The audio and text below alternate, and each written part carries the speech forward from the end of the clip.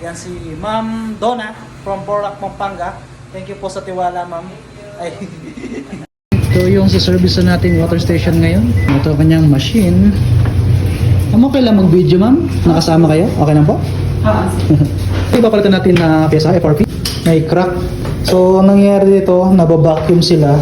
Tapos nagkakaroon ng lamat. And then, pag nagka-pressure ulit, yan. Meron ng lamat. Tatagas na. So ito yung bago nating FRP tank.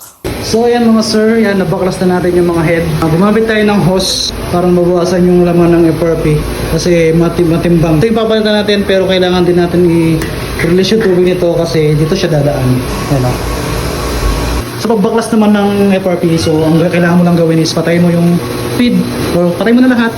Tapos kailangan mo ilagay sa bakwas para ma-release yung pressure.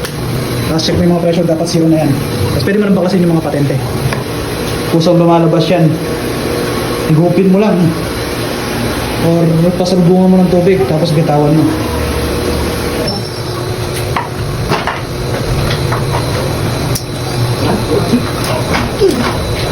Okay.